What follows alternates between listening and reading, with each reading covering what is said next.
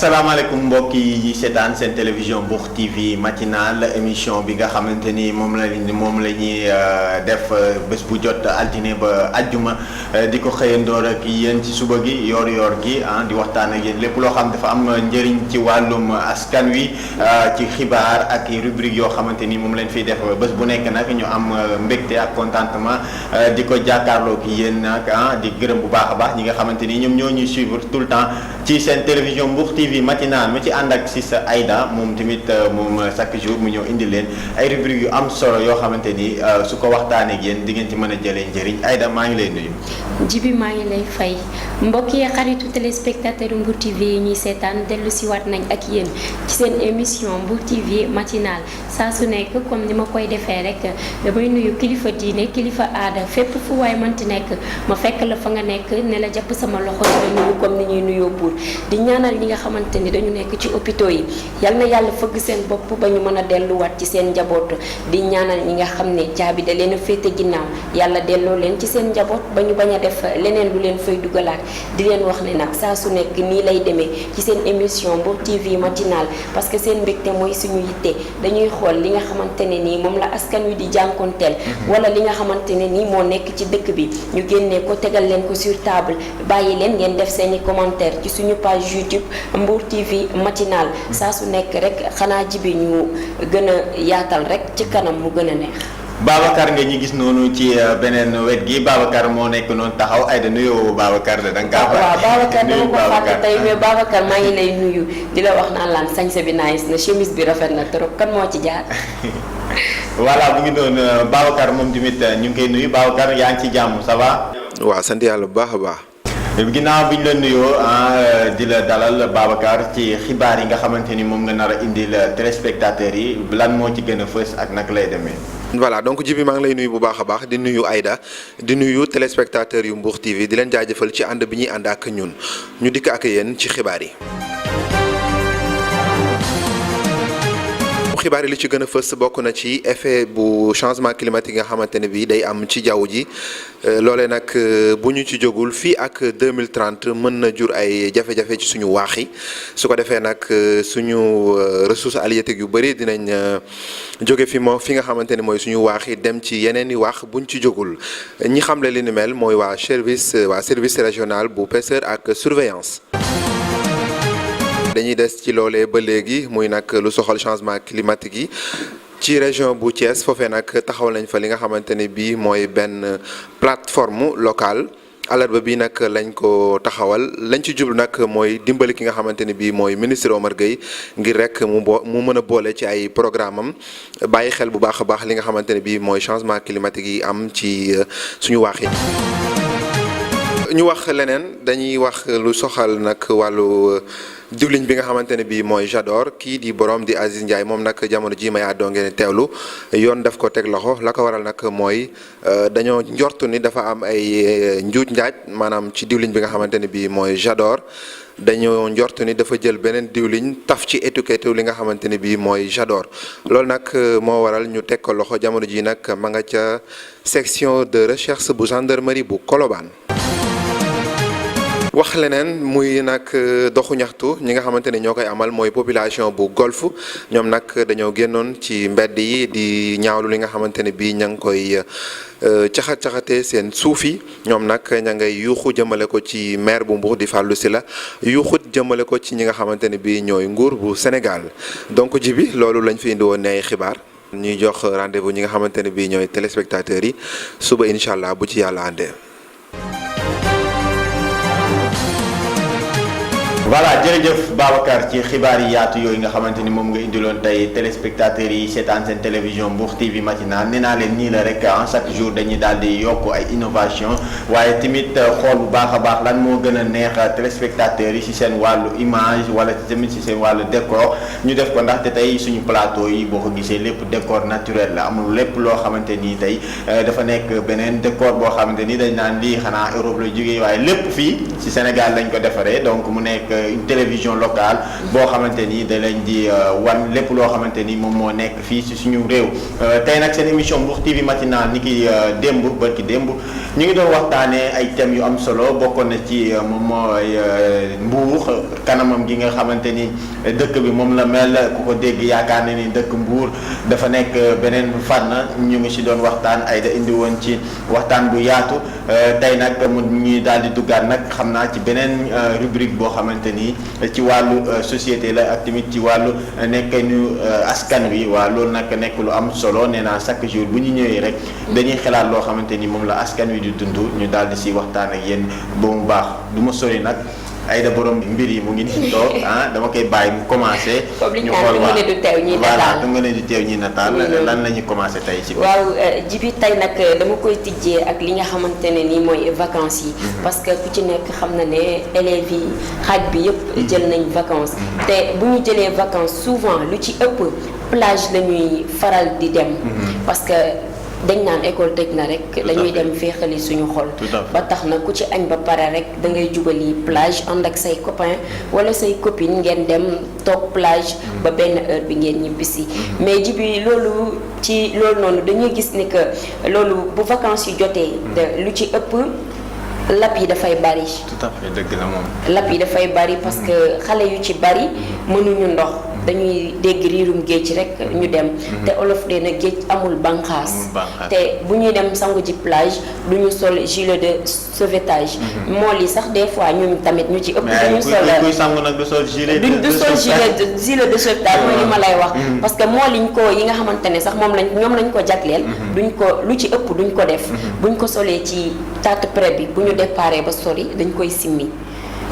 donc lu ci bëri rek vacances yi lap yi dafay bari Djiby ba tax na tey ñu bëggoon ci waxtaan rek pour gën a ñaax askan wi ñaax tamit li nga xamante ne mooy parents yi ñuy surveiller bu baax a baax xale yi parce que Djiby xale sax kenn mënu ko téye kenn mënu ko surveiller mais nga koy wax muy xam ni que géej amul banqaas ba tax na lu ci ëpp rek lap yi day bari comme niñ ko gisee ba léegi nag moo taxoon ñu ne tey dañuy day faral sax waa ñoom liñ ciy def dafay bari des fois nga gis ñu dem def sortie wala ñu ci laa doon bëgg a ñëw parce que Djiby danga ciy gis koo xam ne dëkk ak dëkk lay jóge du tàggoo sortie du tàggoo sortie de parce que maire yi boo leen tàggoo sorti dañ lay tere duñ la bàyyi ñoom le fait que ñu ne góor ak jigéen ñooy jaxasoo rek wala ajoor yi dem ci ndox mi gars yi xamuñ buñ ne góor ak jigéen ñooy jaxasoo rek buñ ne sorti rek dañ naan góor ak jigéen ay jaxasoo ñooy ànd dem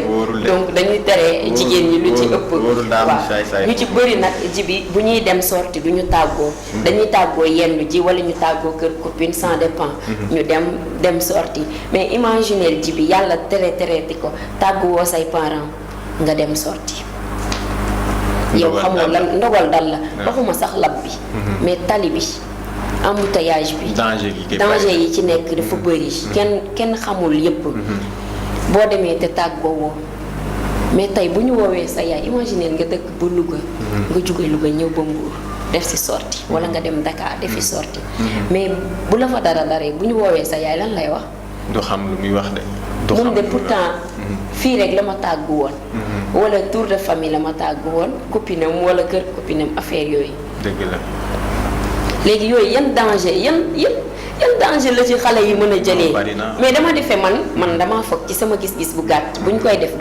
duñu xalaat buñ koy def duñu xalaat li ñuy wax naan wax mu yegg sax suñu borom la neex kenn xamul dëgg la ba tax na yu ci bari buñ koy def war nañ di sóoraale tali bi oto yi ak li nga xamante ni mooy géej mën nga génn dem féexal sa xol te du doon plage mais plage nag moom mënul ñàkk Djiby 18 16 heures boo demee géej day mel ni àdduna yëpp lañ fa sotti waaw loolu moom day bari surtout dimanche bi nag dimanche bi xale yu tuuti ngay gis xale yu ndaw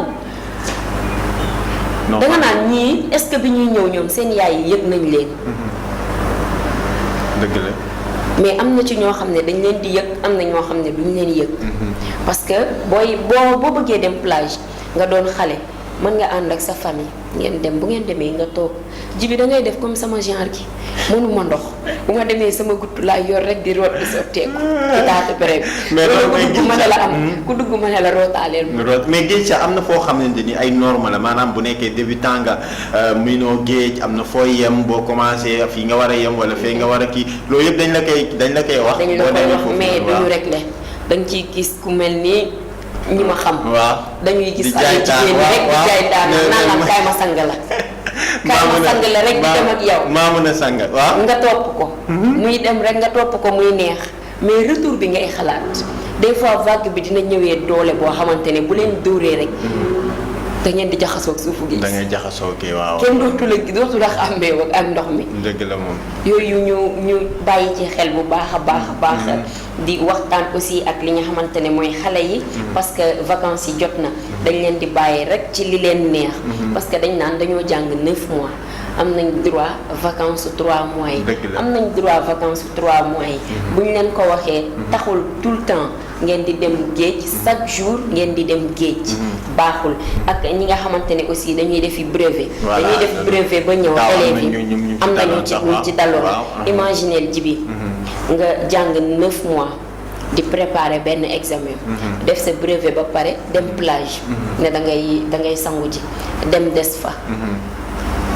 tamit yooyu tamit nañ ciy bàyyi xel bu baax. bu ñu dematee defi brevet ba pare nañu ñibbi seen kër yi boo demee nga dugg seen douche nga sangu ba set. xam nga àndandoor élèves yi fii groupe yi fii gang yi fii école dafay am ay gang. gang bi day dem plage waa gang bi buñ paree dañuy def. mais gars yi loolu moo fi am de ay gang jugee fii dem fii nii ànd ak kii dem fii nii loolu moom mooy charme bi gars yi moom la ñuy def charme. na parents yi rek di gën a waxtaan ak xale yi. parce que loolu lépp aussi Jibi ñàkk a waxtaan bi da ciy joué. parce que doom doo ko jël rek nga bàyyi ko ci lu ko neex. dëgg la des fois dafay laaj. nga toog ak moom waxtaan ak moom. di ko xamal lu bëri di ko xamal ne ko lii boo ko defee lii moo la ciy fekk. lii boo ko defee lii nga ci mën a jëlee. parce que xale xamul dara. waaw xale xamul. dafay baax nga di ko delloo si. am na benn moment benn période bu ñuy toll. dañuy yaakaar ne asamaan si buy wàcc. suñ ko capté ni day taxaw. loolu moom mooy période bi ngay amee doole nekk sa digg ndaw. à l'âge de 16 ans. 15 ans. ba 18 ans. ba 22 ans da ngay yaakaar ne asamaan si buy wàcc boo ko nee taxawal day taxaw. dëgg la. li meeri naan laan loxo ubatu la sër ubatu la yëg nga sa bopp. wane ne am nga doole. wane ne fi mu toll nii am nga doole. lépp daal da nga koo war a defee ak xët-xët. te du doole affaire bi xel ci la bokk. dëgg la. parce que war nga di xalaat. di delloo si sa xel buñ la waxul sax nga xam ne lii toujours yaa ngi gis ñu ngi wane ci télé bi diwkat lab na fii la labee feeñee ji na yaraax wala feeñee ji na kayaar. donc yooyu yëpp nga koy dégg chaque jour. te kii bi dafa gën a nu ñu koy waxee dafa gën a avancé. dëgg la parce que yaa ngi ci internet bi. yaa ngi gis toujours ñu ngi def ay information diw dafa réer ci géej gi gisatuñ ko da doon sangu plage. lab yooyu yëpp yaa ngi koy dégg. mais xam nga ay de vie conviviale dafa am dem plage nii ànd ak say xarit dem toog ci kanam plage bi décor bi gis géej bi gis brise bi loolu neexul a bàyyi de tey jii bu kenn la ko sa suba yow boo amee envie bi mun nga dem nga def. loolu moo neexul a bàyyi. mën naa toog 2 ans. du ma sangu géej 2 ans du ma sangu géej. mais damay dem géej nag damay dem plage. damay dem toog jàkkaarloog géej gi. des fois xeer yi génn nga dem toog ci kaw xeer yi. des fois nit damay dem plage sax toog nit romb ma fa naan ma xanaa sa copain bi dalaa bàyyi. wala da ngaa am problème mais ku dem plage rek toog sangu woo da ngaa am problème. ñoom plage pour ñoom sangu rek nga fa war a def. mais dafa am divertissement quand même boo demee nga jéem a xool nan ngay def découvrir xool nit ñi kaf ree waxtaan ak say xarit. mais Sénégal boo demee toog rek nii aisément sangu woo. ñu ne da ngaa am problème.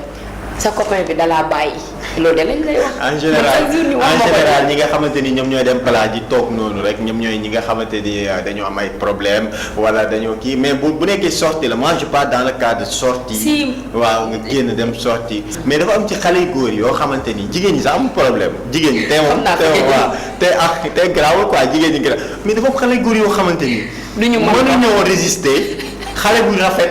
nekk ci plage ci ndox mi te mënuñ koo charmer ci biir ndox wane ko te yàlla xam na ne mënuñoo sangu loolu mooy indi problème c'est ça le problème il faut qu'on le dise il faut que ñu wax ko. man genre Moussa Ndaw gi xam nga nan la ñuy def dañuy dem dinaa la jox nga wax de dañuy dem il faut ma leeralal la ko Moussa Ndaw noonu lay def day dem ànd ak xale bi wala seen waa classe yi ñuy dem di sangu ji bu ñu demee ba ci géej ba ñu gis ne xale bee kat maa ngi ko doon jéem a doxaan mais day xaw a kii xaaral charme ko waaw wan ne ko ni man je suis un noble suñ kër am na lii damay dem géej parfois wala nga jógee koo Thiès wane ne xamul nga géej avant ngay dëkk Thiès ñëw rek commencé sang te yàlla xam ne ni ay fit dem waaw léegi nag loolu moo lay indi danger bi ay de loolu nga war a wax yow exactement lan moo tax booy di ko def. mais tamit ji bi loolu képp ku ne xam na li tax ñu di ko def. dañuy charmer xale yi jigéen ñi. mu ngi noonu. xam nga man dama ko naan daj ci digg mu jeex.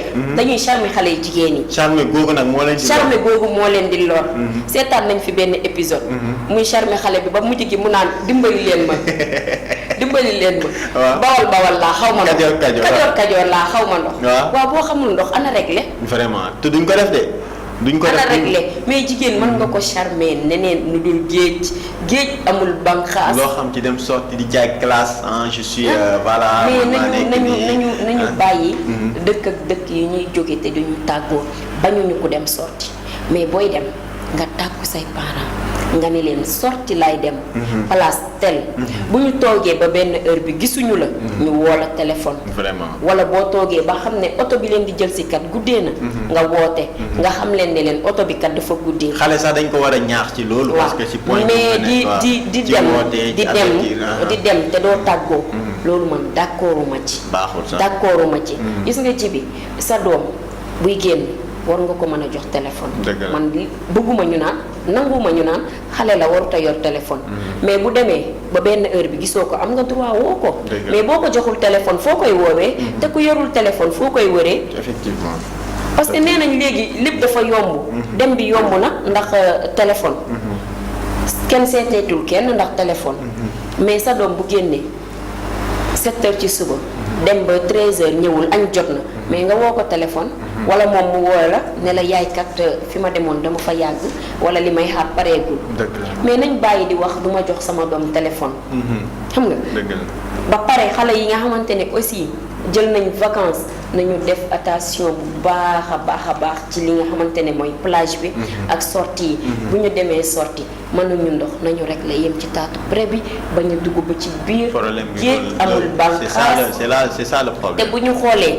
at mu nekk lu mu bon 5 personnes wala 6 personnes di nga dégg ne lab nañ. élève la sortie la doon def. dafa def bac ba pare. am na d'office dem na plage décédé na. dafa def entrée en 6e dem na plage décédé na mais kon yow li nga doon yóbbu yëpp. am na sax benn cas boo ci defoon benn genre reportage. voilà benn reportage wala yàggul benn élève ndeysaan bu dëkk fële ca ginnaaw raay la dëkkoon. moom aussi dafa laboon. parce que dafa feetu ak waa koñam ba pare.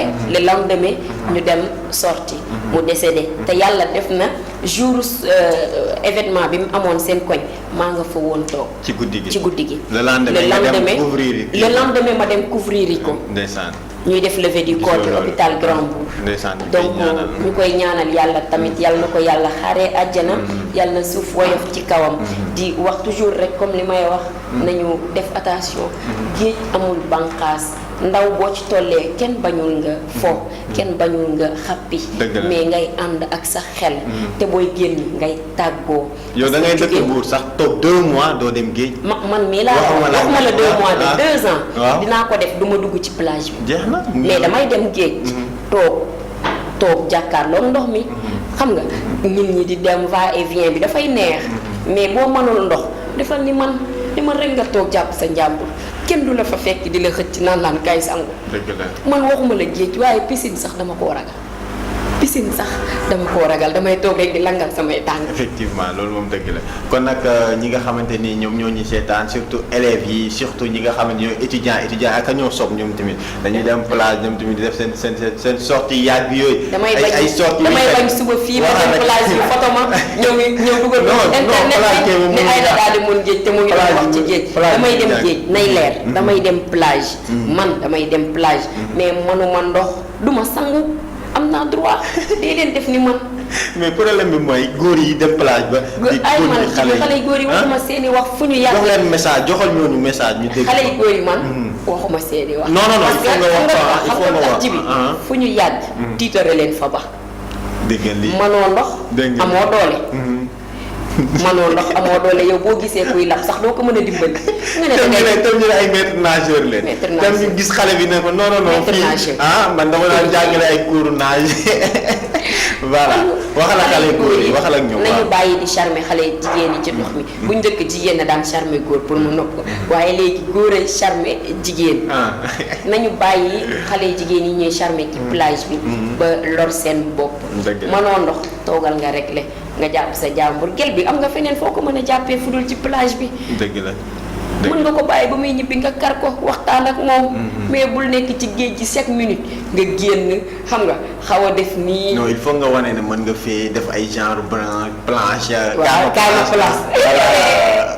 xam nga boobu tamit kaala de kaama planche te booy planche il faut nga yem ba ci digg ndox bi. ba ci digg ndox bi pour mën a am équilibre pour mën a taxaw. nañ bàyyi loolu baaxul damay ragal baat nga de fekk la fa. boo ko defee. coono rek nga ci jëlee. waaw vague bu ngande muy jugee fee rek ñëw nan la attaqué. ñëw attaqué la.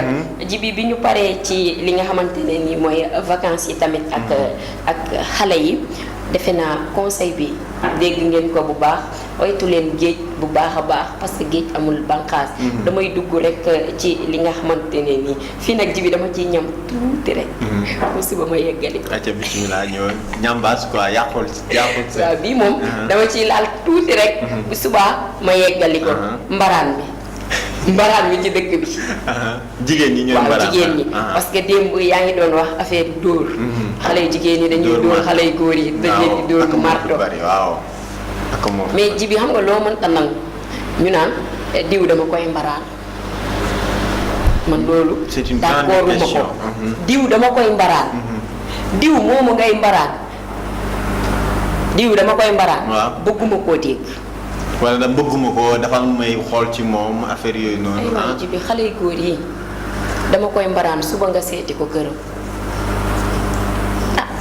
nee naa la ñoo daaxaat dóor maar ko rek. dégg nga ma ne la dama koy mbaraan. suba nga seeti ko këram. boo ko seeti jee li yàlla xam doy na. waaw dóor maar ko rek xale góor. mu dóor moom nga koy mbaraan. fekk ne moom mu ngi lay mbaraan. mais yow da nga jàpp ne xaalis bi rek mooy mbaraan. waaw moom li muy am ci yow nag du mbaraan. ok loolu laa wax sax man. loolu ku góor kaag lay mbaraan. moo ma jaaxal. ku góor kaag lay mbaraan. jigéen day ñëw di indi ay air ne dama koy mbaraan bëgguma ko affaire yooyu. te fekk ne lu muy ci yow mu ngi koy am. xale yu góoru léegi yi.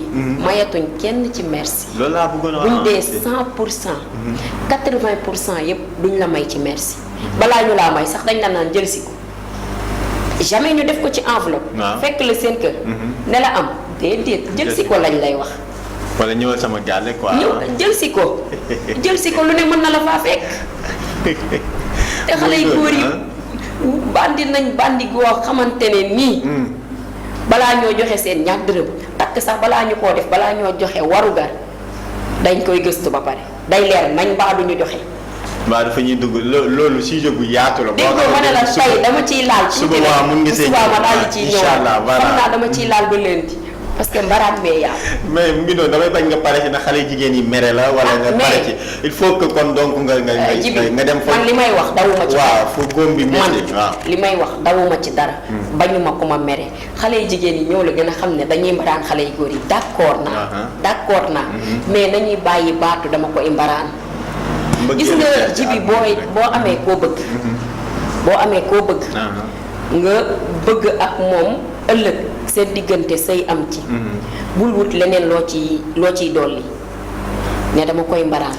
mais kooku ngay mbaraan da lay yàqal sa lu baax li parce que sa ku baax kooku war laa takk bis bu yëgee mbaraan moomu wala mu yor sa téléphone ba gis ci leneen lu bokkul ak li ngeen di waxtaan yéen ñaar wala appelam yéen ñaar mu gis ci leneen da lay bax di ngeen xuloo 2 semaines di ngeen xuloo 2 semaines wala 1 mois déjà sa lu bon la yàqal na la sa lu baax kooku dafay ñàkk ci yow confiance dafay ñàkk ci yow confiance mais boo amee sa lu baax nga la yem ci nga jàpp ci moo gën de benn sa li ñuy wax naan waaw li ñuy wax naan sa ko baax kii moo gën sa ko bon kii nañu bàyyi di mbaraan xale yu góor yi dañuy wut xale dañuy wut ay remplaçant ut ay équipe waaw boo waxee ñu ne la bàyyi leen di yem ci kenn parce que bu xëyee war la nga torox ci koy jàpp mais ana amour foofu noonu ani mbëggeel ani mbëggeel ak souffrance ak ay jafe-jafe moo ànd dinañ ci ñëw kon xam naa suba insha allah ay nga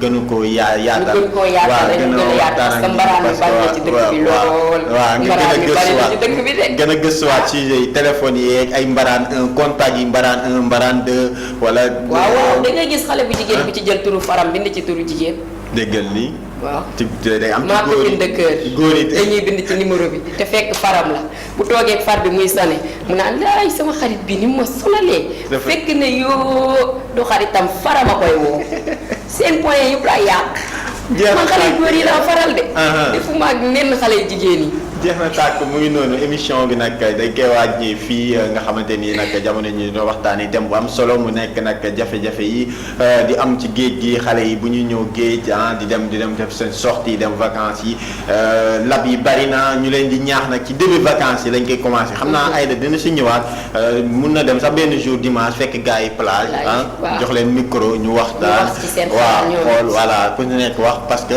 Mbour TV day yeete tamit di accompagner askan wi ci li nga xamante ni moom la ñu nekkee la télévision numérique terrestre mooy Mbour TV kon Aïda émission bi jeex na ñu tàggoo rek waaw ji bi man moom émission bi bu commencé du ma bëgg sax mu jeex parce que des fois damay dem ba sama yaram day tàng damay aalu du ma bëgg mu jeex waa di la jaajëfal yow mi may bokkal sama plateau parce que chaque jour nee naa la su ma xëyee di la gis sama xol day sedd waaye di jaajëfal Zal sama caméraman ak sama technicien ak Babacar di ko jaajëfal moom aussi bu baax ci journal bi information yi moom toujours da koy jàllale nice di am contentement bu baax di nuyu bu baax sama famille toute la famille Ndiaye maman Sanou maman Sira sama maam ak tonton Mbaye Seck sama waa kër yëpp nag maa ngi leen di nuyu waaye di def mention spéciale ci sama yaay maman Ndeye Daba yaay peut-être Moustapha sama yaay jooju nga xam ne nee naa la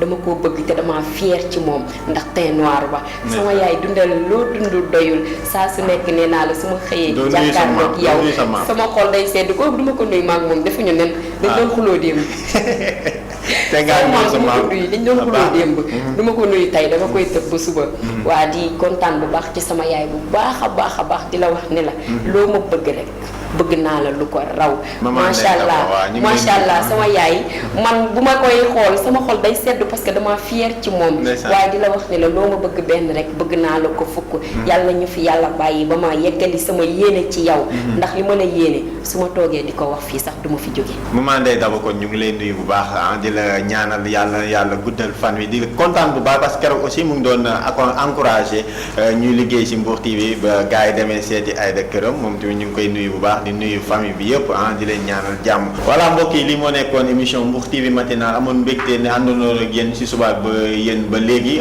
di gërëm bu baax a baax nag sama xarit Cheikh Issa Sall ñi nga xamante non Cheikh Issa sama gaañ la ñu ngi koy gërëm bu baax di ko nuyu PACASEN bi li ñu ci liggéey am na solo PACASEN bi nga xamante ni projet bu mairie yi nga xam ne ñoo nekk Sénégal yëpp rafetlu neen ko barki démb maire Sarsum bi ñëw na fi yeneen maire yi gis ngeen leen ci Mbour TV ku si nekk di joxe sa xalaat ci PACASEN bi Cheikh Issa président Amdeb ñu ngi lay gërëm bu baax Aïda lijjanti ko mu ñëw ci plateau bi waaw jibi tonton Cheikh Issa ñu ngi lay nuyu au passage di la wax ne dinaa la seet si ak sama émission Mbour matinal ñu ñëw defee ko ci sa biir kër wala sa biir bureau sax. Voilà. ça dépend ci yow. wala ñu invité la nga ñëw ci suñu plateau Mbour matinal.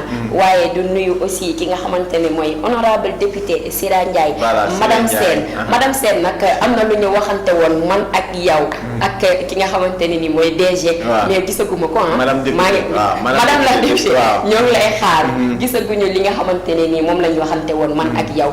Tan Yacine Ndaw aussi ma lay lancé waale appel bi gisaguma la yow aussi. na ñëw ci plateau nañ ñëw ci suñu plateau dama leen di invité ku ci ñëwul dama lay jëli ba ci sa biir kër. jeex na tàkk kon nag ñu ngi noonu maître Omar Youm yow tamit ñu ngi lay nuyu bu baax a baax le ministre ñu ngi lay nuyu maire de Thiadiaye ñu ngi lay nuyu bu baax a baax di lay jox dig daje. ak tonton Fallou Sylla. maire Mbour waaw voilà monsieur le maire de la commune de Mbour. maire de Saly. Ousmane tey maire yëpp laay nuyu. maire campement. nu mu tuddati maire campement. jeex na Pape Songe Diouf monsieur Pape Songe Diouf ñu ngi leen di bëgg nañ ñëw campement tamit tourné fa pourquoi pas Mbour TV matinal fa campement yeewu ndoore waa campement yi. monsieur le maire ngeen may ñu mango sax parce que période bi mango bari na. maire Thiadiaye maire Sandiara maire Sessène yéen ñëpp gis nañ leen ci PACASEN bi à travers projet bi nga xamante ni Cheikh Issa Sall mu ngi ciy dox bu baax a baax ñu ngi leen di gërëm yi ñëpp di leen sant waaw di leen jox dig daje. lii nag lañ leen indi loon tey seen émission Mbour matinal xanaa rek ñu daal di tàggatoo ba suba ma ñëwaat ak yéen ci yeneeni plateau yeneeni feem fël-fëlaale